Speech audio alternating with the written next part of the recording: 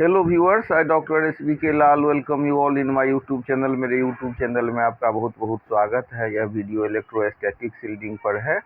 तो आइए समझते हैं कि इलेक्ट्रोस्टैटिक शील्डिंग क्या है, इसका एप्लीकेशन कैसे होता है, साथ ही electric field in the cavity of hollow charge conductor क्या होता है। इन सारे बातों की जानकारी इस वीडियो के माध्यम से हम आप तक पहुंचाएंगे। तो आइए समझते हैं कि what is electrostatic shielding. Electrostatic shielding is the phenomenon in which a region is protected from the influence of an external electric field by using a conducting material. तो इलेक्ट्रोस्टैटिक शील्डिंग वह प्रक्रिया है जिसमें किसी क्षेत्र को बाहरी विद्युत क्षेत्र के प्रभाव से बचाया जाता है। यह आमतौर पर एक कंडक्टिंग मटेरियल की मदद से किया जाता है। तो इस तरह से हम समझ सकते हैं कि electrostatic shielding is the phenomenon in which a conductor protects its interior from external electric field by making the electric field inside zero. और इसको हम ऐसे भी समझ सकते हैं कि the phenomenon of making a region free from any electric field is called electrostatic shielding. अब ये कौन सी पर बेस्ड है? It is based on the fact that electric field vanishes inside the cavity of a hollow conductor. तो electric field जो है सो cavity के अंदर में क्या होता है कि वेनिस हो जाता है। इसी सिद्धांत पर ये आधारित होता है। अब हम चर्चा कर रहे हैं एप्लीकेशन का। What is the application of electrostatic shielding? तो during lightning it is safest to seat inside a car. जब बिजली चमकती रहती है, ठनका सब ठनकने का डर रहता है, तो उस समय में कार के भीतर में बैठना सेफेस्ट होता है rather than near a tree. पेड़ के नज़दीक बैठने से या खड़ा होने से ज़्यादा सेफ होता है कार के भीतर में बैठना। The metallic body of A car becomes an electrostatic shielding from lightning. तो ये मेटेलिक बॉडी जो होता है कार का, वो इलेक्ट्रोस्टैटिक शील्डिंग का काम करता है लाइटनिंग से।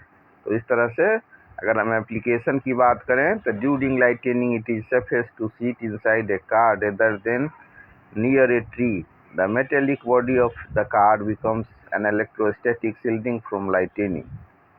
अब इसके बाद हम देख सकते हैं कि जो सेंसिटिव कंपोनेंट होता है इलेक्ट्रॉनिक डिवाइस का, तो उसको प्रोटेक्टेड किया जाता है इस शील्डिंग के माध्यम से। Sensitive component of electronic device are protected और shielded from external electric disturbances by placing metal shields around them.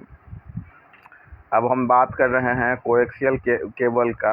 In a coaxial cable the outer conductor connected to ground provides an electrical shield to the signal carried by the central conductor. अब हम देख रहे हैं कि संवेदनशील जो electronic उपकरण होता है उसकी सुरक्षा लैब में हाई वोल्टेज एक्सपेरिमेंट्स सब में करते हैं। और केबल कम्युनिकेबल में मतलब नॉइज को कम करना ये सब होता है। तो एप्लीकेशन क्या होगा? Protecting of sensitive electronic device, इसको भी इलेक्ट्रोस्टैटिक शील्डिंग के माध्यम से करते हैं। हाई वोल्टेज लेबोरेटरीज को सेव करने के लिए इलेक्ट्रोस्टैटिक जो शील्डिंग का इस्तेमाल होता है। Communication system to reduce noise, communication system में नॉइज को रिड्यूस करने के लिए इसका प्रयोग होता है।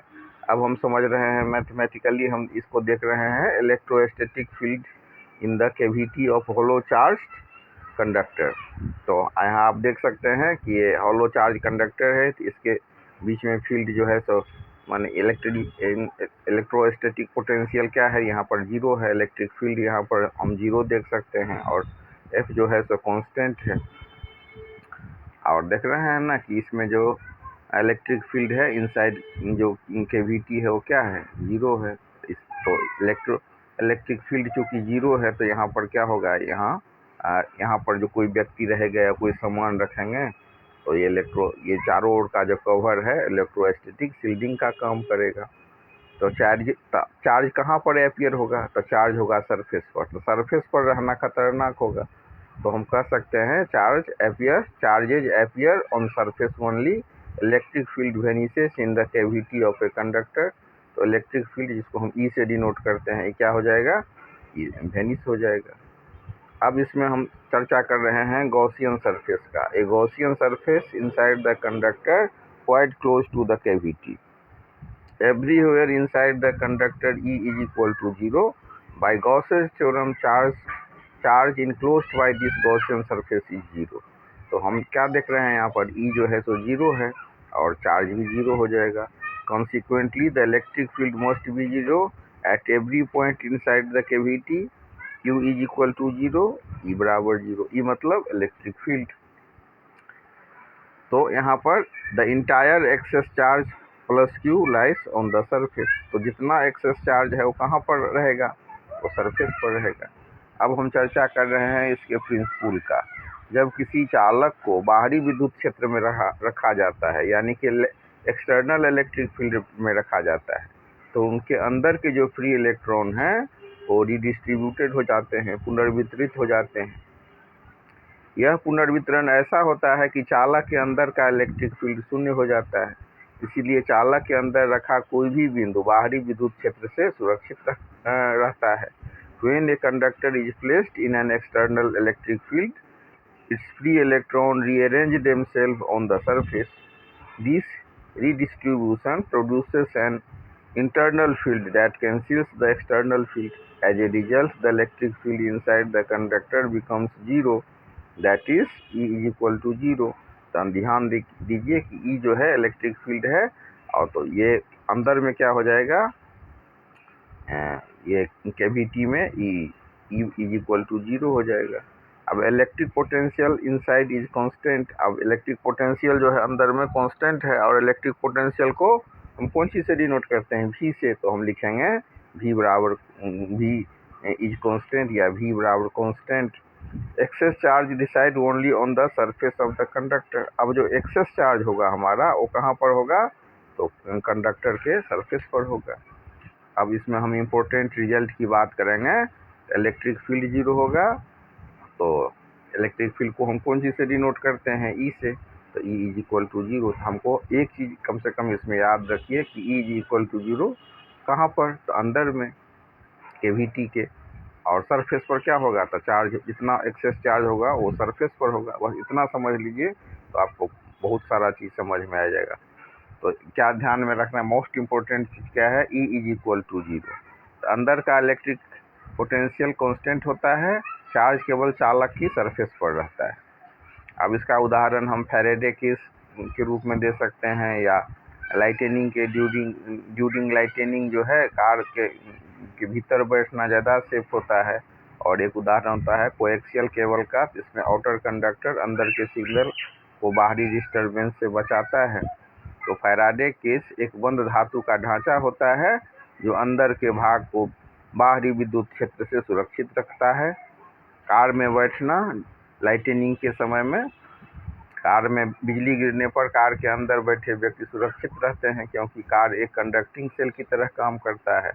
और कोएक्सियल केबल में आउटर कंडक्टर अंदर के सिग्नल को बाहरी डिस्टर्बेंस से बचाता है. तो इस तरह से हम इसको समझ सकते हैं. अब फिर से हम समझते हैं फैराडे केज को. A closed metallic enclosure that blocks external electric field, car during lightning. तो a person inside a car remains safe because the metal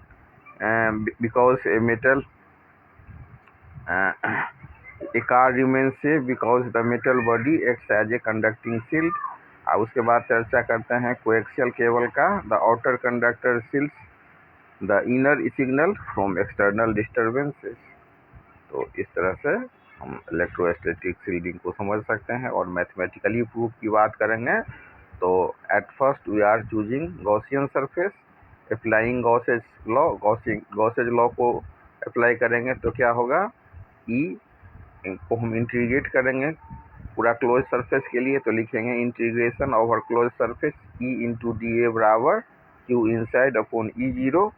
तो inside conductor Q inside is equal to 0 और integration E into D A बराबर 0. So the flux to be 0 everywhere inside. तो हो जाएगा E बराबर 0. तो इस तरह से हम इलेक्ट्रोस्टैटिक शील्डिंग को समझ सकते हैं. बहुत आसान है समझना. और अक्सर पूछा जाता है क्वेश्चन कि लाइटनिंग के समय में कार में के भीतर बैठना क्यों सुरक्षित होता है, तो यही ड्यू टू इलेक्ट्रोस्टैटिक शील्डिंग.